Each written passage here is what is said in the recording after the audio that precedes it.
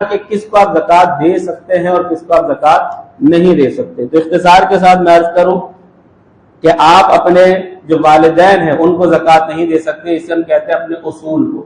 والدین میں باپ دادا، آپ کے جو دادا دادی ہیں، نانا نانی ہیں، وہ سب آ جاتے ہیں، یعنی ہم کہتے ہیں اصول کو آپ زکات نہیں دے سکتے.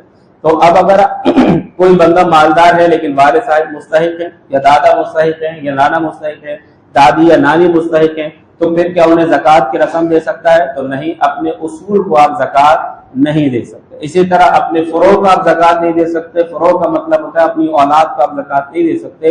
اولاد میں آپ کے بیٹا بیٹی، آپ کے پوتا پوتی، آپ کے نواسا نواسی، یہ سب آ جاتے ہیں. ان کو بھی آپ اپنی زکات ادا نہیں کر سکتے. تو اپنے اصول کو بھی نہیں دے سکتے، اپنے فروع کو بھی نہیں دے سکتے.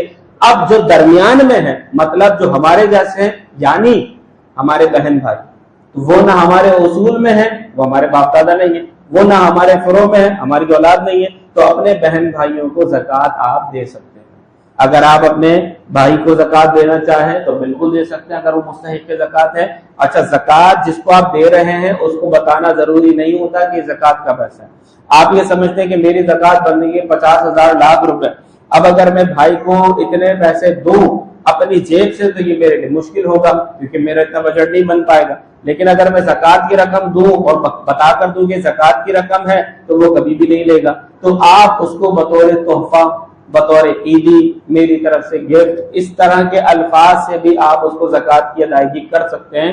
بس نیت آپ کے دل میں ہونی چاہیے کہ زکات ادا کر رہا ہوں، لیکن الفاظ کے استعمال میں آپ گفٹ، عیدی، تحفہ، ہبہ کچھ بھی آپ استعمال کر سکتے ہیں. ایون کہ آپ اسے قرض بھی کہہ سکتے ہیں. یعنی اگر وہ لینے پر راضی نہ ہو تو آپ کہ اچھا یہ لو، تم اپنا کام چلاؤ، 1 لاکھ روپے میرے سے بطور قرض لے لو، لیکن دل میں یہ نیت ہو کہ جب یہ مجھے ادا کرنے آئے گا واپس دینے تو میں نے اسے لینا واپس نہیں ہے، کیونکہ میں نے زکات کا پیسہ دیا ہے. تو اب اگر اس طرح کے الفاظ سے بھی آپ اس کو زکات کی ادائیگی کریں گے تو بالکل ہو جائے گی. اچھا، زکات میں پیسہ دینا لازم نہیں ہے. اگر آپ یہ سمجھتے ہیں کہ بہن کے گھر پہ حالات خراب ہیں اور وہ زکات کی مستحق ہے اور بچوں کے کپڑے وغیرہ بھی نہیں بنے، بہن کی خود تیاری نہیں ہے، تو آپ زکات کے لیے آپ اس کو کپڑے بھی دلا سکتے ہیں. یعنی جتنے آپ پر زکات بنتی ہے اتنے پیسے کے آپ کپڑے دے دیں کسی کو، یا جتنی آپ کی زکات بنتی ہے، کہ بھوکا ہے، کسی کے گھر میں فاقے چل رہے ہیں، تو آپ اتنے پیسے کا راشن خرید کر اس کے گھر میں ڈلوا دیں. تو آپ ایسا بھی کر سکتے ہیں. تو اپنے اصول و فروع کو آپ زکات ادا نہیں کر سکتے. میاں بیوی آپس میں ایک دوسرے کو زکات نہیں دے سکتے. اچھا، اصول و فروع میں نے آپ کو بتا دیا، بہن بھائی کو دے سکتے ہیں، اسی طرح خالہ ماموں کو بھی دے سکتے ہیں، چچا چچی، اسی طرح جو آپ کے پھپھا ہیں ان کو بھی آپ زکات کی ادائیگی کر سکتے ہیں. پھوپھی کو بھی زکات کی ادائیگی کر سکتے ہیں. صرف اپنے ماں باپ، دادا دادی اور اپنی جو سگی اولاد اور ان کی جو اولاد ہے ان کو نہیں دے سکتے. باقی اس کے علاوہ اپنے تمام رشتہ داروں کو آپ زکات دے سکتے ہیں، بلکہ افضل ان کو دینا ہے. میاں بیوی آپس میں ایک دوسرے کو زکات نہیں دے سکتے. شوہر بیوی کو دے دے، بیوی شوہر کو، ایسا نہیں ہو سکتا.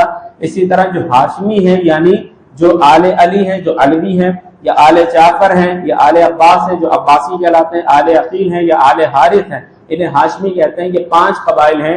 ان میں سے اگر کوئی فرد ایسا ہے جو ان میں سے کسی قبیلے سے نسبت رکھتا ہو، یعنی ہاشمی بنتا ہو، تو اسے بھی آپ زکات نہیں دے سکتے. جیسے ہمارے عرف عام میں کہا جاتا ہے سادات کو زکات نہیں دی جا سکتی. لیکن اس میں ایک آخری مسئلہ عرض کرو کہ سادات کے لیے یہ ضروری ہے کہ ان کے والد ہاشمی ہوں تو ان کو زکات نہیں دے سکتے. اگر والدہ ہاشمی ہیں یعنی سیدہ ہیں اور والد جو ہے وہ غیر ہاشمی، غیر سید ہیں، تو پھر ان کی اولاد کو آپ زکات دے سکتے ہیں. کیوں؟ کیونکہ نسب باپ سے چلتا ہے، ماں سے نہیں چلتا. اگر باپ سید ہے اور ماں غیر سید ہے تو اس کی اولاد کو زکات نہیں دے سکتے، کیونکہ نسب باپ سے چلتا ہے. اور اگر ماں سیدہ ہے اور باپ غیر سید ہے تو ان کی اولاد کو زکات دے سکتے ہیں، کیونکہ وہ باپ کی نسب کی وجہ سے وہ اولاد جو ہے وہ غیر سید کہلائے گی.